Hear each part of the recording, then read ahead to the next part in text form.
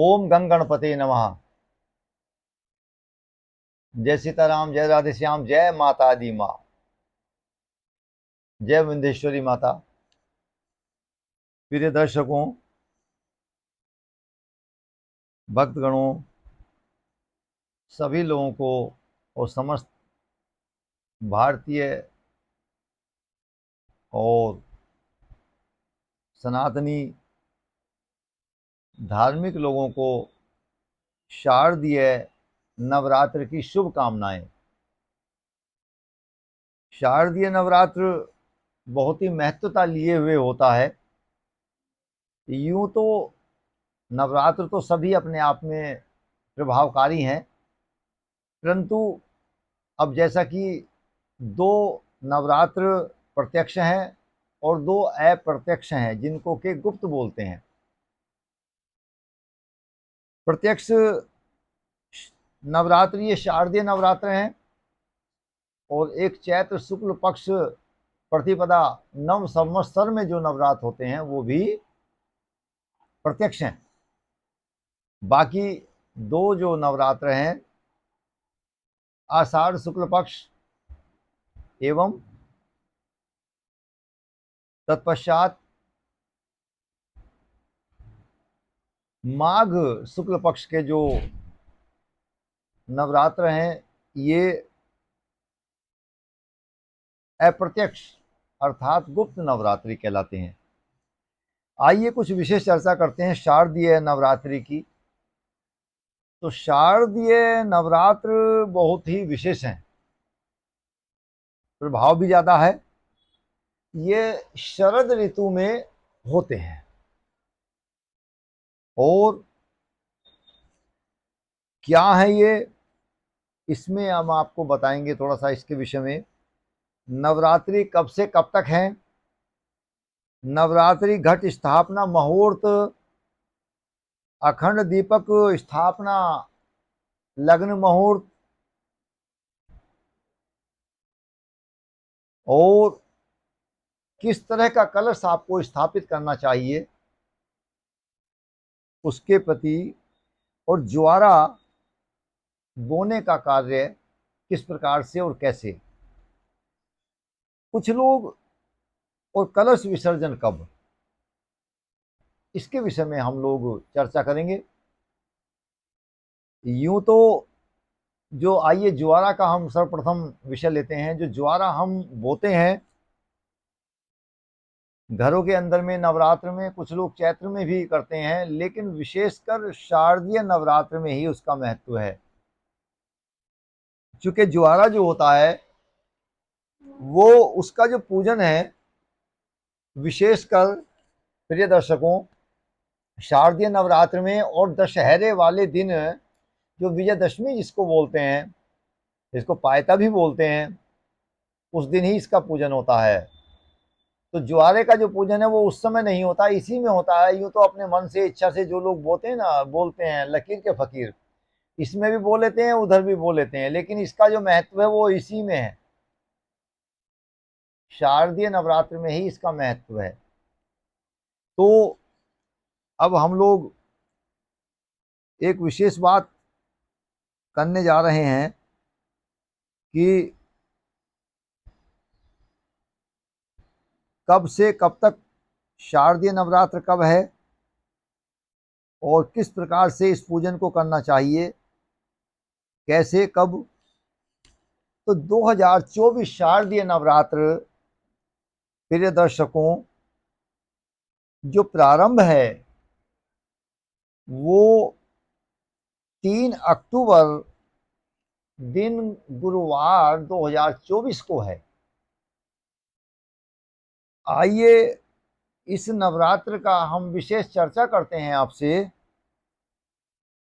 कलश स्थापना जो शुभ मुहूर्त है प्रिय दर्शकों, लगभग 6 बजे के बाद, प्रातः काल में 6:15, 6:15 के बाद में आप लोग इसका कलश स्थापना और 7:30 बजे तक आप कर सकते हैं। ये विशेष मुहूर्त है। और क्योंकि 3 अक्टूबर गुरुवार को प्रतिपदा है। अच्छा, अब यदि आपको अभिजीत समय जो है इसका, वो लगभग 11:33 से और 12:43 तक रहेगा। ये अभिजीत मुहूर्त है। अभिजीत मुहूर्त में किसी भी कार्य को करना बहुत ही शुभकारी, लाभकारी, विशेष लाभ और शुभत्व के लिए किया जाता है। तो आप लोग यदि अभिजीत में करते हैं तो बहुत अधिक अत्यधिक अच्छा है।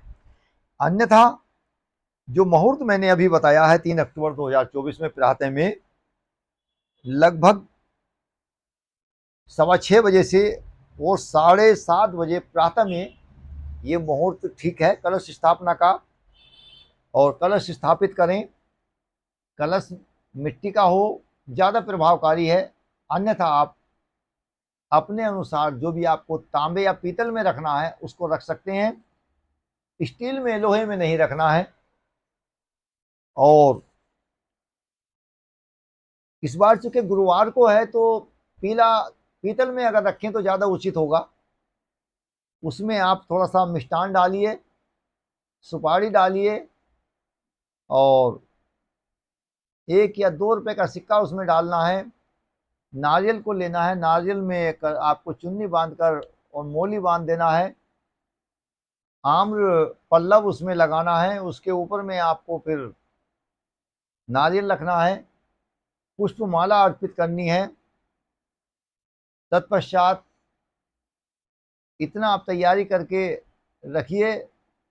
दीपक, एक दीपक प्रारंभ में छोटा प्रज्वलित करें। ये अखंड ज्योति नहीं है अभी आपकी। छोटा एक दीपक पूजन के लिए, नवग्रह पूजन के लिए, माँ की स्तुति के लिए, माल्यार्पण के लिए, कलश स्थापना के लिए एक दीपक आप प्रज्वलित करें और पूर्ण पूजन करिए। तत्पश्चात फिर आपको कलश स्थापना करनी है, महामाई को स्नान कराना है, उनको जो भी पोशाक है वस्त्र धारण कराने हैं, मालाएं, मुकुट, उनका श्रृंगार जिस तरह से आप करना चाहते हैं जो उचित है, जैसे जैसे आप लोग करते हैं अपनी परंपरा के अनुसार। कलश रखिए, ज्योति अखंड प्रज्वलित। ध्यान रहे एक ही साइड में कलश और ज्योति नहीं रखना है। जल और अग्नि एक ही साइड में, एक ही तरफ में निवास नहीं करना है, अलग अलग में करना है। और ज्योति तो कायदे में नियमानुसार सामने सम्मुख होनी चाहिए। क्योंकि माँ जो है ज्योति का और के अंदर में ज्योति है, माँ के अंदर प्रकाश पुंज है, तो सम्मुख ही होना चाहिए। जब हम लोग अपनी साधना करें, आराधना करें तो ज्योति का दर्शन करते रहें। और अब आइए, तत्पश्चात ये मैंने आपको मुहूर्त बता दिए हैं। अब क्या करना है, आगे कब कब क्या क्या होगा ये आपको हम बताएंगे। 12 अक्टूबर शनिवार को नवमी है। ये मां सिद्धदात्री का नवरात्र होगा। ये इसीलिए बता रहे हैं कि नवमी कब होगी। अष्टमी 11 अक्टूबर 2024 शुक्रवार के दिन है। मां महागौरी का नवरात्र होगा, ये 8वां। इस दिन जो अष्टमी है, आप अष्टमी नवमी अलग अलग है, लेकिन नवमी 10वीं में आ गई है। दशहरा और नवमी एक ही दिन है। आप अपनी सुविधा अनुसार जल्दी में, शीघ्रता में, प्रातः में आप नवमी मनाइए, उसके बाद दशहरे का पूजन करेंगे, ये ध्यान रहे। और एक अब विशेष बात बता रहे हैं आपको। ओम देवी ब्रह्मचारिण्ये नमः, ये बीज मंत्र है महामाई का। आप इसको जरूर करिए, आवश्यक, अति आवश्यक है। अब आपको हम एक विशेष बात बता देना चाहते हैं प्रिय दर्शकों।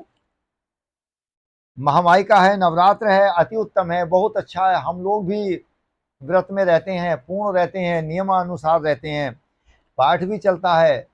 अलग अलग स्थानों पर स्वयं अपने लिए भी पाठ करते हैं। परंतु इस बार का जो नवरात्र है बहुत शुभ नहीं है। कारण क्या है?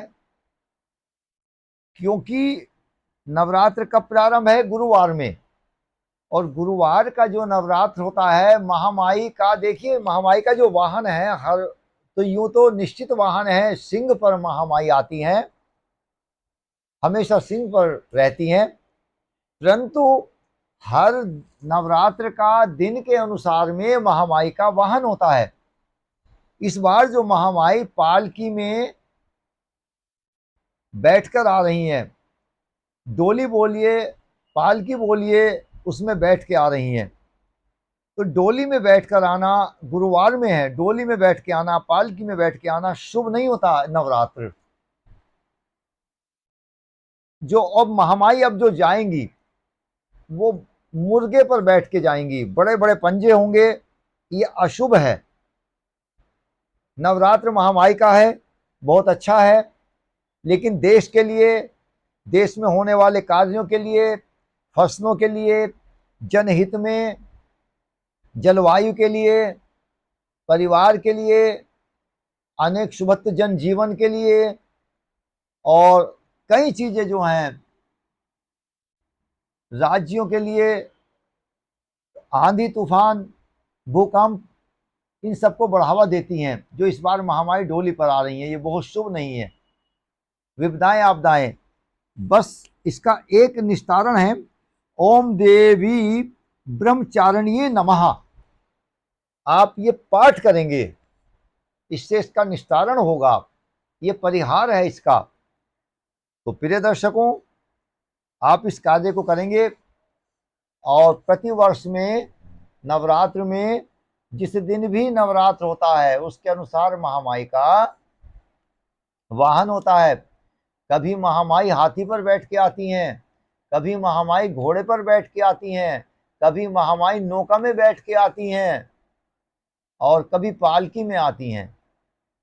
अच्छा, हाथी में बैठ के आती हैं तो बहुत शुभ होता है, नौका में बैठ के आती हैं तो बहुत शुभ होता है, घोड़े पे बैठ के आएंगी तो आपस में राजाओं में, मंत्रियों में, राजस्व में बहुत हलचल मचती है, दूसरे देशों से संघर्ष होता है, गृह युद्ध की संभावनाएं होती हैं।